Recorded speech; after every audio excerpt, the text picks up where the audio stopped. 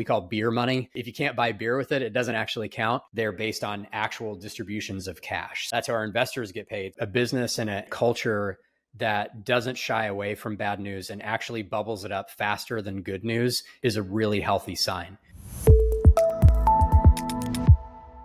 All right, welcome back to Nickonomics. Today is a fun one. I sat down with Mark Brooks, who's the managing director of Permanent Equity, which is a unique investment fund founded by Brent Beshore with 16 businesses across various industries and approximately 900 employees. They're also the sponsor of the Main Street Conference, which is taking place in Missouri next week. And if you're an entrepreneur trying to bring order to the chaos of your business, this episode is just chock full of a ton of actionable advice.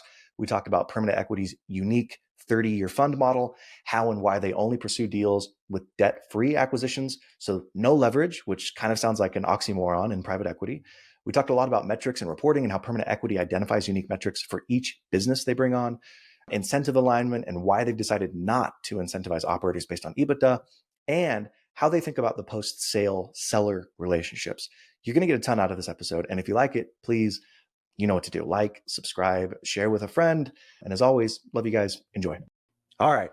Mark Brooks, welcome to Nickonomics. I'm really excited to have you here.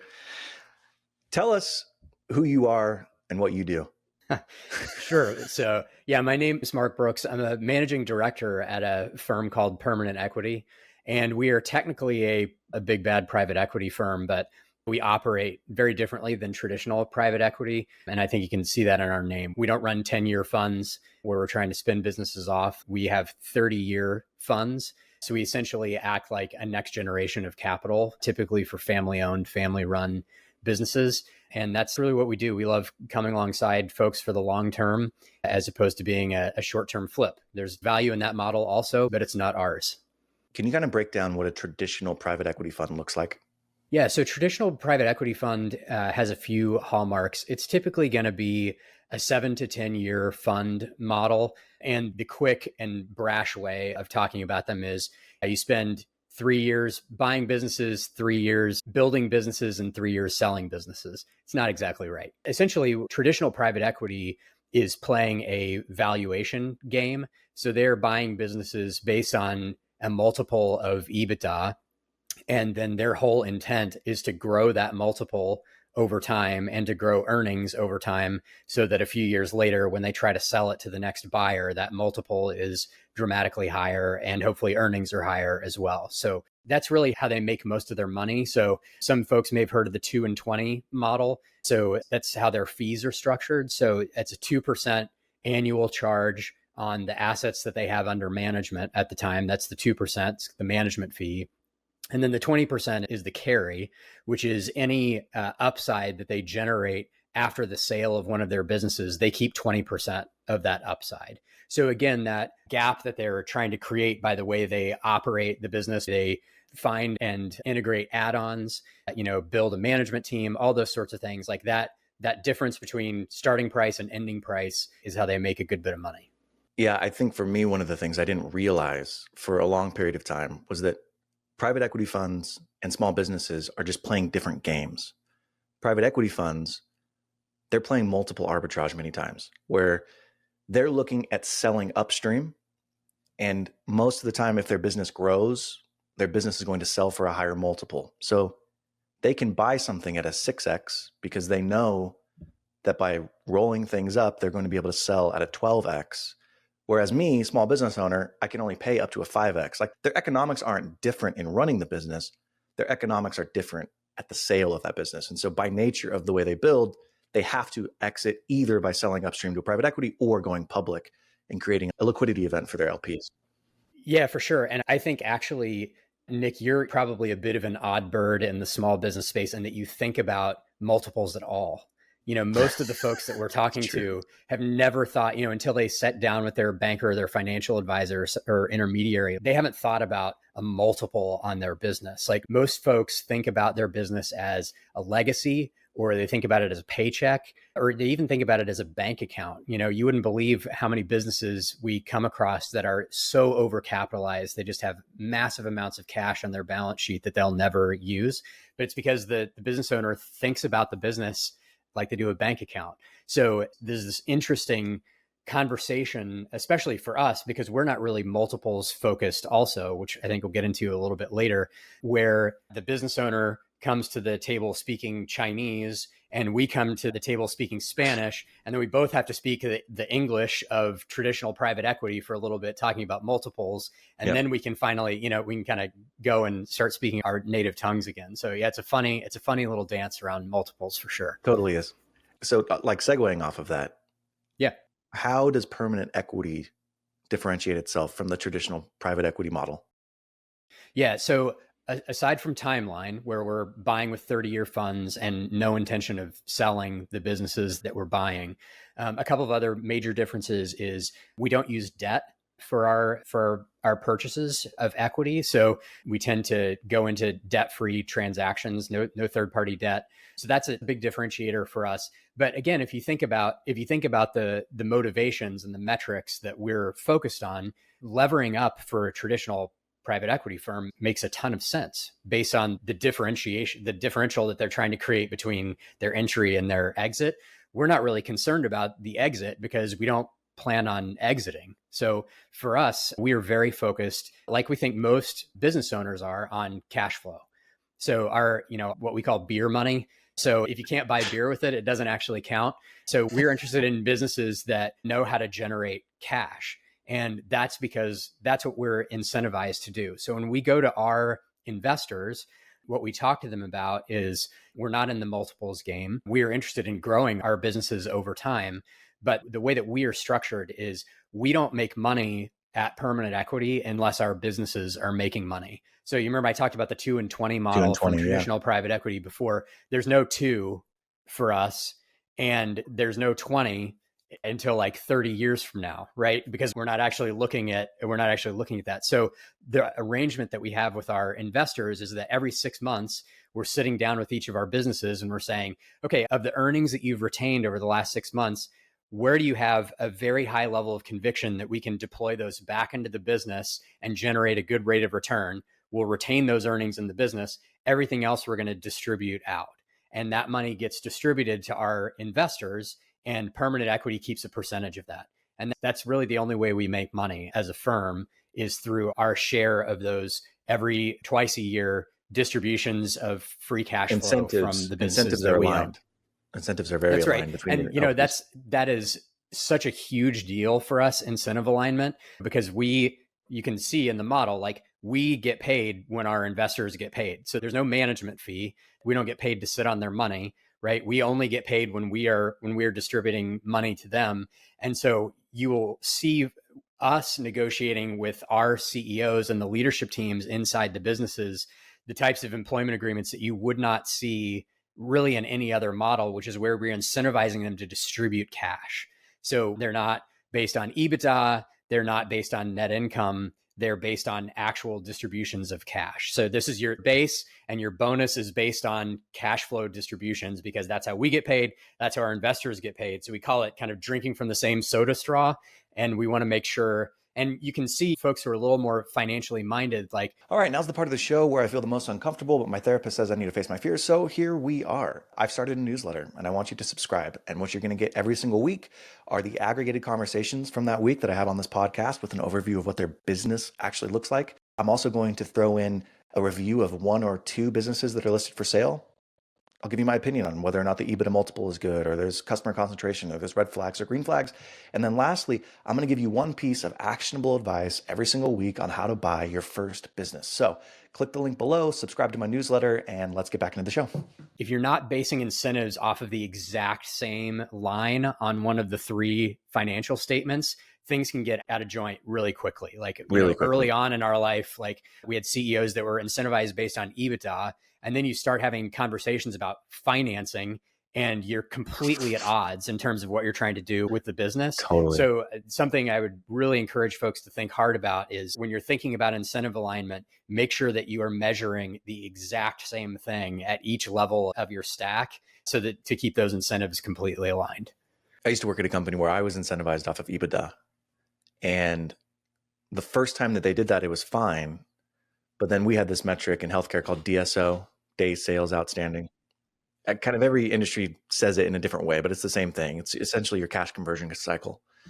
And so you'd have a lot of administrators who were making really good money because their EBITDA was fantastic, but their collections time was 150 days. And it's like, okay, incentives are misaligned here, and we had to fix that. But yeah, it's a killer cash conversion cycle if you don't speed it up. Yeah. At least from what I've seen in private equity, there's been kind of two models. The first model is they'll pay a very high multiple for the business. Owner's done, they're out. Maybe they do some type of an earnout, maybe they do some type of seller note, but they're out. The second model is, and this is really popular in the dental space with DSOs, they will tell the owner, hey, look, I'll pay you a high valuation. I'll pay you 60% of it right now. And then when we sell, we'll give you that second bite at the apple and you'll get an even higher valuation for your business. But that operator stays on and continues to run the business. You guys, at least from what I've read and heard, you like to keep operators on and you like them to continue to run their business. How does it look for you when you're structuring these purchases? Do you just have large seller notes? You're not necessarily talking about a second bite at the apple because you're not looking at exiting. How do you keep these owners on and incentivized? Yeah. So we have a couple different models, and really we cater to whatever the seller needs for the most part. So we have what we call legacy buyouts, where, the seller is ready to be done. So kind of our classic example of that is we bought a business out in California from a woman who was still the active CEO of the business, and she was 94 years old. So she's not rolling equity into the new entity. Like we can do deals where we're bringing in outside management help from the very beginning because the seller is exiting. But our structures really to keep people on look very different based on what they're looking to do. So if it's more of a growth oriented type of a business and the sellers tend to be younger, then we will buy less of the business and let them roll more because we want them to be highly incentivized going forward to stick around and to see the thesis through. There are other models that we've done where we do make an agreement about a put option for them later on in the life of the business based on what they've told us they're thinking in terms of timing. So yeah, while we may not all collectively have a second bite at the apple, we like to set what the measurables are that will make that put option possible or, accretive to them later. So again, when you're thinking in terms of 30 years, you have to think way down the line on this. And the other thing you have to keep in mind is people change their minds too. Like we have people who have stuck around longer than they thought they would. We've had people who have left sooner than they thought they would. And so you just kind of have to assume when you're going into these things that people are going to change their minds and recognize that you've got to be flexible and you need to create a structure that's mutually beneficial for everybody. The kind of rule of thumb that we think about, Nick, on that is whoever is forcing on time needs to give on money. If you're saying, hey, I want to ask you to do this earlier than you thought you would, then you need to give on valuation. Or if we say, hey, we want you out before we thought we did, then we need to give on valuation. So we try to create these give take kinds of constructs in the purchase agreement so that there's a very clear understanding about what the dynamics are if someone decides they want to leave. It's a clearer way to say that the age old adage, your price, my terms, my price, your terms, right? Like that's very broad. This spells out the terms, right? It's like, hey, if you want out sooner, flexible on price. This is the discount. If we went out sooner, this is our discount. Yeah, exactly. What types of positions are you typically taking in these companies?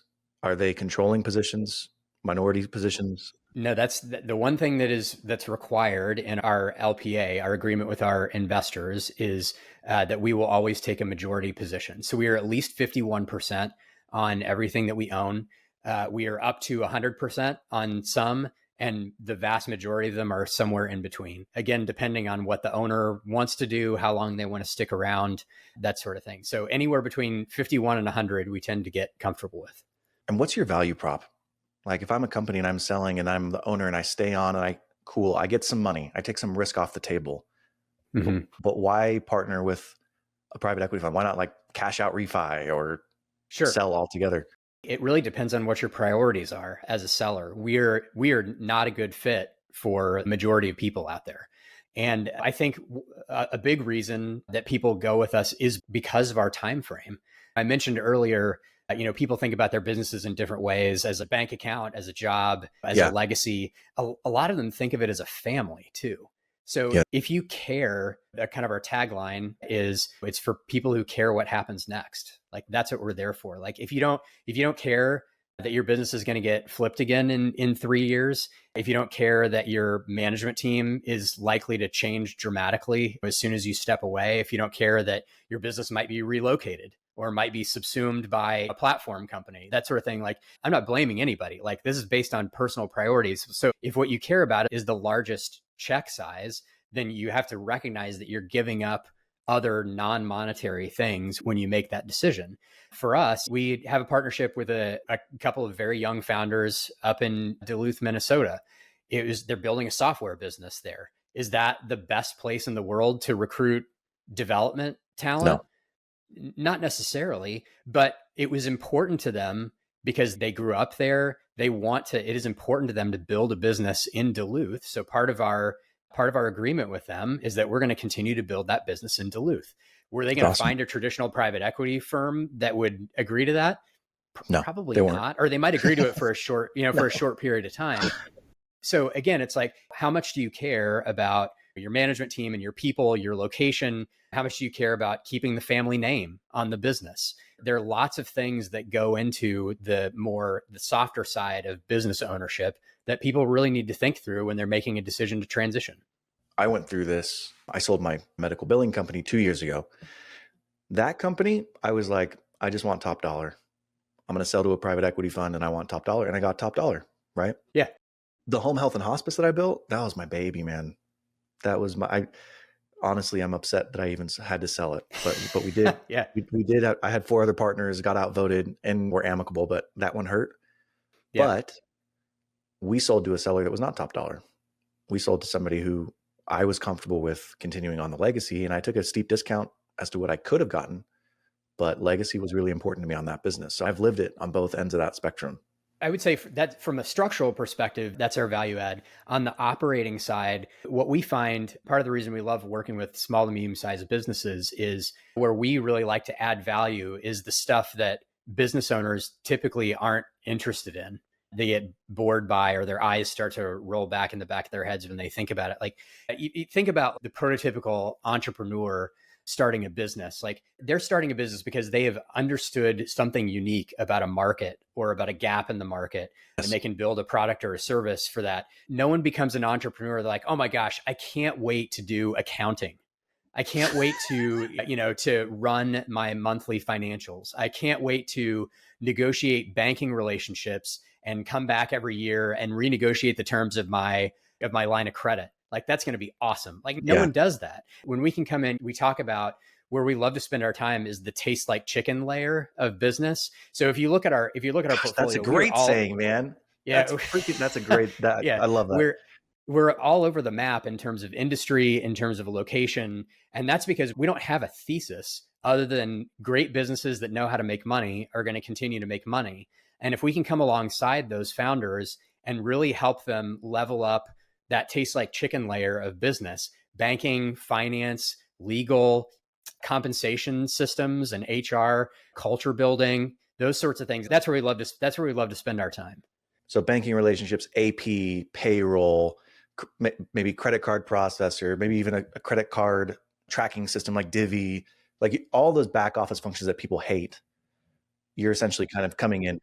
The other thing that we don't want to do is, we believe businesses are healthier when they're not dependent on us operationally. So we will help guide them in those decisions, but we're typically not running them for them. We'll take on temporary project work, but we don't want to become an agency of record for folks, typically speaking. But I will say we're finding exceptions to that where there are gaps in the market. So for example, we identified a gap in the market for small to medium sized businesses around hiring. It's just really hard to find, because most of those businesses work on scale. Recruiting businesses, executive search type businesses, they work on scale. They want to work with large businesses. So we had someone internally who's like, hey, I want to give this a shot. Like, can I try working on the hiring side? And we're like, heck yes, go do it. And she just started crushing it. And so we actually spun her off as her own separate business called 10th Street Talent. just a few months ago. And so now she's an independent agency and she only works with small to medium sized businesses and primarily works on executive search, bringing people who are like national quality executives into small to medium sized organizations that are really looking to grow. Do your LPs have equity in that business, or is that like a separate entity that just works with your portfolio companies? It's a separate entity. And most of these, like our businesses are going to need to work with executive search anyway. Because of her cost model, she's able to offer a discount to our portfolio businesses, but she's gotten so good at what she does. She now has people outside the portfolio coming to her and asking her to run searches for her. And she's closing several of those a year now. I get it too, because you don't want to take on things at the home office or the mothership. I don't know what you guys call yourselves there in Missouri, that are, tasks or functions, because you're not charging the 2%. You're not charging a home office or a management fee. Lots of companies that I worked for would charge 5% management fee, and they would do a list of things. They'd run payroll, they'd do HR, Sure. Benefits, all those types of things. But for you, it'd be nice, but you can't float that cost. And so again, incentives, there's an economic incentive for you to not only create the best option, but one that's competitive in the marketplace that your companies will choose to use. So I think that's a great model. We're going to be opportunistic with that. We don't have one outside of hiring now, but there's just the number of national level firms and agencies out there that really understand the difference of running a small business is very small. And so we think there is opportunity out there, probably in marketing, in data analytics and business intelligence, that we may go out there and go get later. You've done something with Clayton where you guys put on phenomenal events. Like the events are very, very good. And yeah, thank you. Clayton is now building out this, I don't even know what to call it, event company, but there's a clear why, there's a clear product market fit and who he's targeting and all of those things. It just makes sense to me because you did something really well and now there's a market demand. And so you spin it out. So I think that's a really cool part of your model, is like finding those arbitrage opportunities to kind of take advantage of. Yeah, it's super fun. Okay, these companies come on, you bring them in the fold, and then you focus on the things, I love it, that taste like chicken, right? All the things that are just pretty much the same. You know that there's a different level of knowledge when it comes to these things with individual operators. Like someone may not know, hey, what's your CAC? I don't know what that word means. Or, hey, what's your gross margin? I honestly am not sure, right? There's like an education component to it. I would love to talk about kind of some of the metrics that you track globally with these companies, but maybe I'm even going down the wrong rabbit hole. First, I guess, tell me kind of what your day-to-day looks like in working with these companies. What are you focused on with them? Our job here is to really be a board in a box. We want to empower our businesses and our co-owners and CEOs to run the business. The kind of apocryphal true story is, we bought a business and we're like, hey, we want you to run the business and we're excited to have you on. And we close the deal. And the next day the CEO calls Brent and he's like, hey, Brent, how's it going? Brent's like, good. He's like, so what do you want me to do? And Brent's like, well, what would you have done yesterday? And he's like, well, I would have done this, and this. And Brent's like, great, you should do those things. And he's like, oh, okay. All right, cool. Like we're not industry experts. And a lot of that is intentional. Like they're the industry experts. Like they started the business because they saw a very interesting opportunity in the market. They know way more about that industry, about the suppliers, about the competition, about the products and services that are out there. We have very little value to add on the highly specialized part of the business. So, the things that we were focused on broadly across the entire portfolio have to be very general, because there's not a ton of similarity between a business that sells excess airplane parts and a high-end matchmaking business. Like there's almost nothing comparable between them. So in terms of what we're looking at broadly across the portfolio, we have a few businesses where we can do comparison points around like purchasing. So they're buying aluminum at this price or lumber at this price, that sort of a thing. But for the most part, we really have to be focused on the highest of high level financial metrics, the ones that actually matter to our investors. And then each individual business has a very different set of metrics that it's looking at. And, we kind of believe like I can't remember which investor said this, but if you can't explain the business with a napkin and a crayon, then you shouldn't invest in it. And we kind of believe the same thing. Like our underwriting from Tim, our CIO, typically comes back with a maximum of 10 lines of Excel. If we can't explain the major leverage points in the business model very succinctly and very specifically, then we've got no business being a co-owner of that company. Interesting. So it tends to be that those metrics that we use in underwriting are the ones that we end up tracking as well. Now, I don't want to oversimplify it. Most of those metrics have 11 bajillion ways that you can drive them. So there are all kinds of ways that you can impact those leverage points. But I think as a multiple business owner yourself, you have probably learned you can look at the income statement and there are 45, 50 lines on that thing. 2 of them actually matter to driving the business forward, 2 or 3. And it's different with every business. There's a rate that matters in this business that doesn't matter in this business. There's a volume in this business that doesn't matter in this business. So, I have an unsatisfying answer of what do we look at across the portfolio? We look at cash flow. And then for each individual business, we look at a litany of other things that are specific to that business. Let me ask it this way. I look at businesses with like 5 categories of potential metrics. Okay. There are the financial metrics that everybody knows. Your profit, Yep. Your margin, LTV, some of those types of metrics. Yep. Then there are employee metrics, things like turnover, your net promoter score, retention, which is kind of just the flip side of turnover. Then there are operational metrics. What are your gross margins like? Mainly your direct expenses, right? Like your variable costs, how you're sort of controlling those. Yep. Then there are growth or marketing metrics. So how are we doing on the sales side, et cetera? And then there are product metrics. What's our quality like? What's our customer satisfaction? Those types of things. So like for me, those are the 5 areas: financial, employee, operations, marketing, product that I look at. And then I'll assign probably 1 or 2, depending on the category, where I'm like, okay, high level, these are the things that I'm tracking. How do you kind of break things down? Are you dogmatic, or is it kind of like, we'll figure it out when we get the business?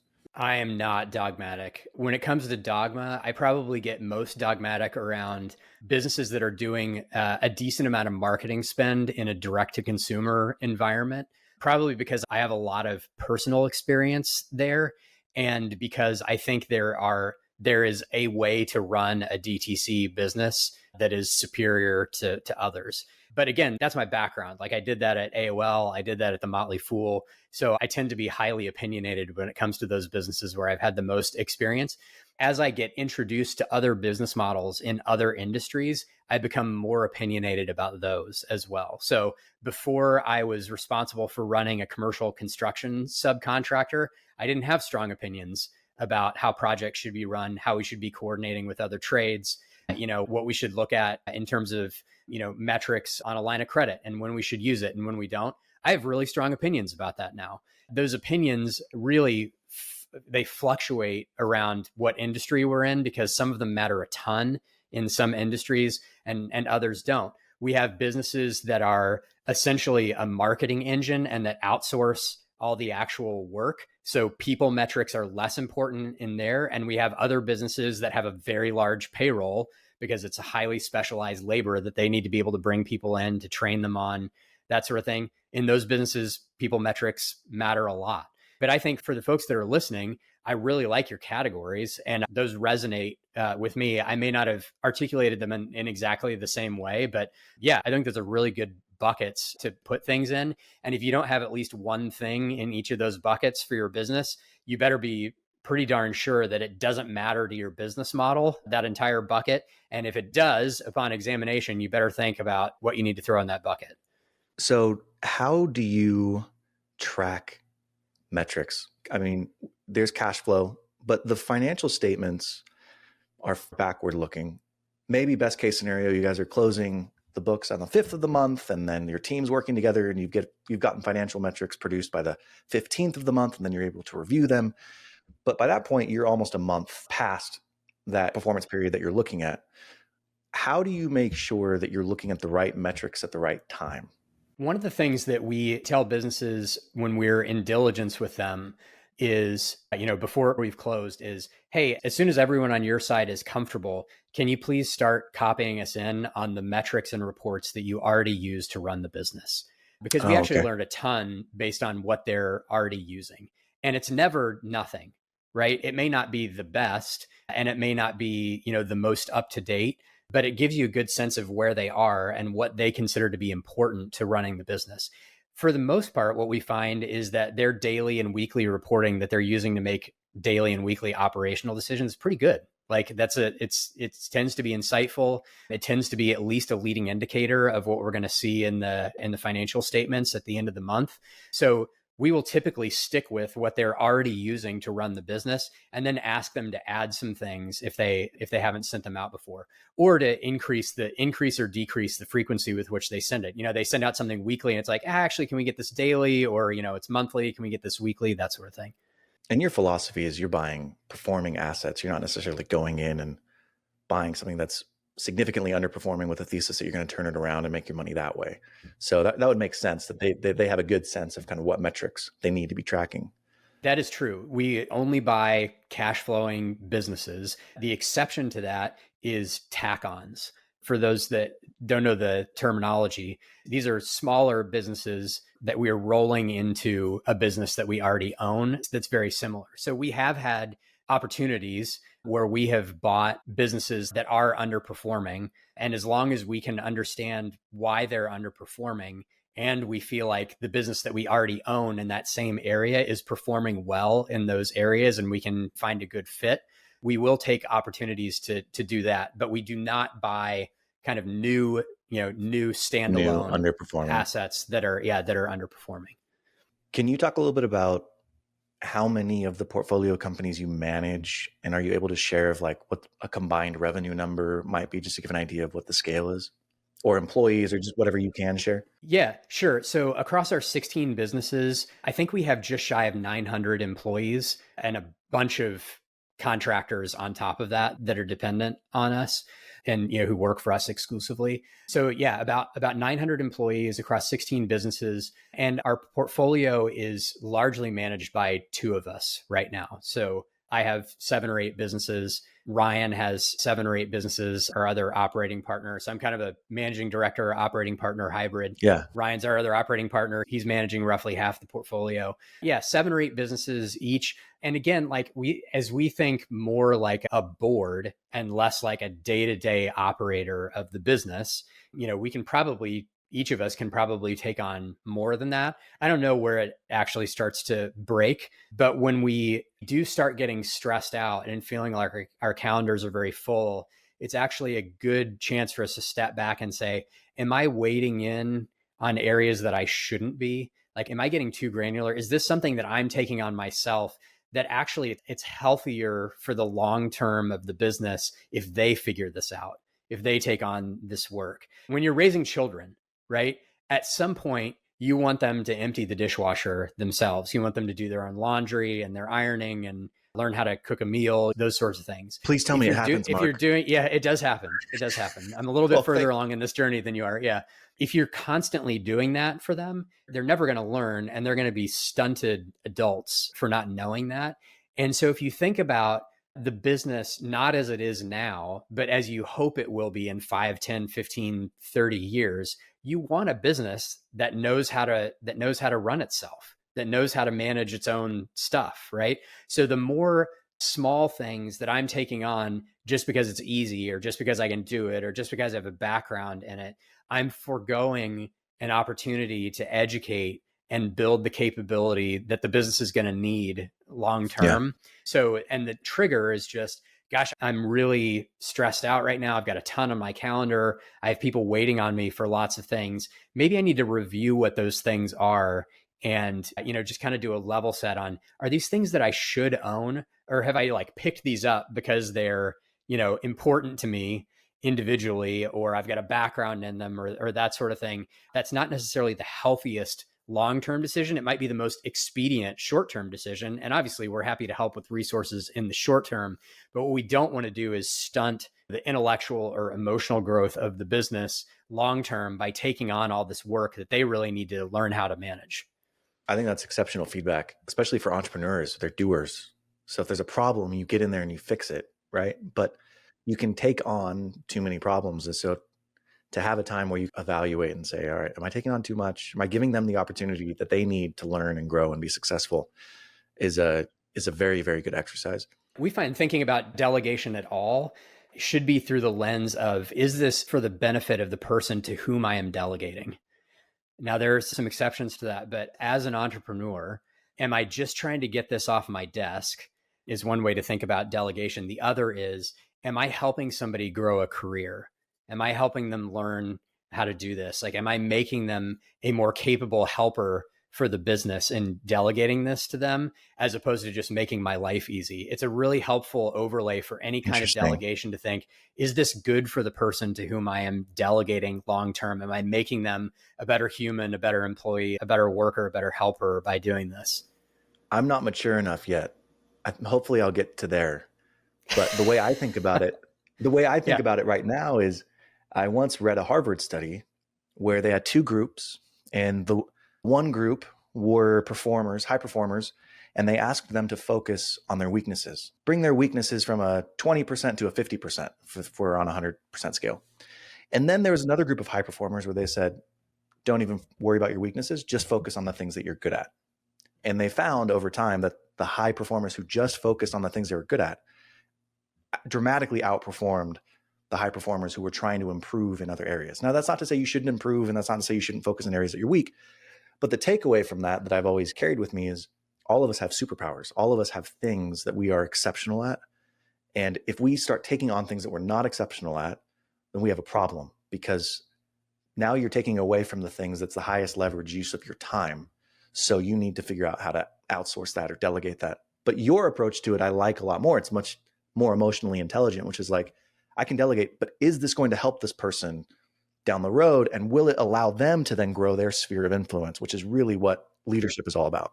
I think you're absolutely right. And so let's draw a circle in between those two things and say that the follow-up lesson for both of those approaches, which I think is true, is you need to be surrounding yourself with people who are different than you are, to people who think differently than you are, people who do work differently than you do.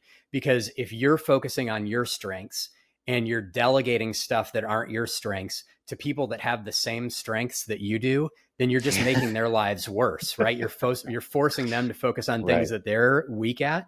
And we tend to gravitate towards people who are like us. Like, I'm an operationally focused person.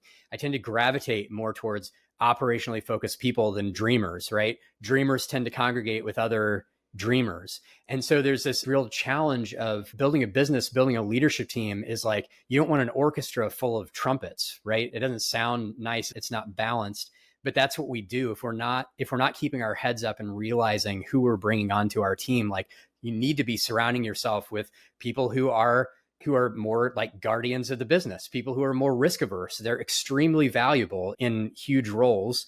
And they tend to be the types of people that, generally speaking, dreamers are going to avoid, right? Because they tend to say no a lot, but they provide really helpful guardrails of safety for the business. Brakes are so we can drive fast, not so we can drive slow, right? And so just a challenge for, yes, focus on your gifts. Yes, focus on delegating things for the good of the people who are receiving that work. And the way to do that is to build a team of very different people with different skills and different dreams for what they want to be. Amen. Very well said. I have some rapid fire questions to finish us off. Does that sound good? Yeah, let's do it. What are some shared characteristics that you have found in successful companies? Because you've managed many companies. You've seen lots of different businesses. You've probably even seen lots of businesses that you didn't end up purchasing that were still good businesses. They just didn't necessarily fit your investment thesis. For you, what are the shared characteristics? So I would say an important one is bad news travels at least as fast as good. So a business and a culture that doesn't shy away from bad news and actually bubbles it up faster than good news is a really healthy sign. It's hard to bury stuff that becomes, an infection that becomes a death warrant. When you're in a business that has high velocity of bad news, I think is a very positive thing. I think people who recognize that as the business grows, you can do one of three things. You can specialize, you can delegate, or you can stay small. Those are your three choices. So for a CEO who's doing a little bit of everything, as you grow, you can either specialize and say, okay, I'm going to continue to be like the product gal at this business, or you can delegate and say, I'm going to hire a management team, one of whom is going to be the leader of product, or you can stay small. That's your other option. Because if you are insisting on making every strategic decision for the business is definitionally, you become the lid on that business. So leaders that are willing to recognize where they are exceptionally strong, like we were talking about in our last conversation, and focus solely there and delegate everything else, that's a really good sign for a business that's going to be able to grow. Third, I would say, is businesses that know how to take good risks. So we talk about taking risks above the waterline of the boat. So if you want to run an experiment on, hey, I wonder what would happen if I drill a hole in the side of the boat, you want that to be above the waterline and not below the waterline. So companies that are good at testing and trying things are the ones that have a really good nose for what's above and what's below the waterline. And once they figure out where that waterline is, they're willing to test a lot of things, collect feedback, be wrong lots, and double down on the areas where they think they're right. So yeah, those are just a few ideas on that one. Love that. All right. You've seen a lot of different businesses, and all of us are jealous to some extent. So my question to you is, what businesses or industries are you the most jealous of right now? I think digital content is a great business. Now I'm biased. I spent 14 years at the Motley Fool. And so I think in terms of margins generated versus level of effort, the whole thing here is like, I'm not talking about going out and competing with CNN or Fox News or Yahoo or anything like that. I'm talking about their riches and niches. And I think you'd be really surprised. Like, most of your listeners have a surprising amount of expertise when you drill down, small enough to a very particular part of their very particular industry that people want to learn about, and they're willing to pay a lot of money to learn about it. So if you can develop a discipline as a writer of putting out really great content, and you don't aspire to like have thousands of employees, I think that's a great, relatively low headache business. There's no physical assets. You're not having to manage a large team. So just in terms of like heartburn to return, I think that's a pretty good business to be in. Dude, you're dropping all these nuggets. Heartburn to return. I got to write that one down too. Okay. If you have 2 hours in your day, you don't have any family responsibilities, you don't have any business responsibilities, and you can do whatever you want for those 2 hours, what are you obsessed with right now? What's on your mind? What are you spending your time on? I have made kind of a conscious decision to spend less time on Twitter lately. And I have the trigger habit that I have developed in place of it is picking up a book. So I have read more in the first 6 months of this year than I've read probably in the last 3 years combined. So that's what I'm obsessed with right now, is just reading a ton. What kinds of books? I've been fairly omnivorous, which has been fun. I'm a Jesus follower, so I read a good bit about him. I read some history. So I read a great book that Morgan Housel recommended to me called 1944. It's like a 700-page book just about that 1 year of history, and it was phenomenal. I read a lot about management, especially people management, the softer side. So I read a great book, again, recommended by a friend, Michael Newton, called On Caring. This year, it's like a 100-page book that was written in the 70s that was really great. So yeah, I try to read kind of across a gamut, but those are some quick examples. You ever messed with Arbinger Institute? I don't think I have. Tell me about it. Leadership and Self-Deception. You ever read that book? Oh, I've heard of it. I haven't read it. Yeah, it's told as a fable. It's a good people book. So anyways, a recommendation. I think you'd enjoy it. Okay, I'll check it out. Yeah. My last question, what advice would you give to yourself 10 years ago? The advice I would give to myself 10 years ago is remember what's important. When you're young, like I was 10 years ago, there's so much noise in the world, and there are so many things that it's easy to get envious of or to lose focus on. And, most of them are dead ends. And so I wish that I could tell myself 10 years ago, take the long view on life and really, really focus on two or three things that you want to be cornerstones of your life, and ignore all the temporal stuff, ignore keeping up with the Joneses, Yeah. all those sorts of distractions. And I think my 10-year-old self would have benefited from that a lot.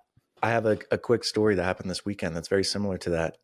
My 10-year-old, my oldest son, and we were swimming, and I love to throw my boys around. Like, they love to just launch them into the pool, But he's big. He's like 80 pounds. And Yeah. this is the first summer where I'm like, dude, I can't throw you anymore. And anyways, he asked me to throw him, and I'm like, I can't throw you anymore. And I was thinking, for whatever reason, it was just stuck in my head that day. It was like, there's going to be a moment where it's like the last time I play basketball with him, or the last time he asked me to read him a nighttime story, or the last time that we go get ice cream together. And it was a very bittersweet moment. And that night I went and laid with him as he was going to bed, and I just talked to him. I was just like, hey, what's going on? But it was a really nice reminder to me to make sure that the things that are important to me stay important to me, and I make time for them. So I love the way that you articulated it. Yeah, for sure. Treat every time like the last time, and you will. I think somebody put it like sucking out the marrow of life. So if you treat each experience like it's the last time you're going to get to do it, I think you get so much more enjoyment and pleasure out of life here on Earth than you would otherwise. I agree. Mark, this has been a phenomenal conversation. Thank you so much for making time. Where's the best place for people to find you or learn more about you if they're interested?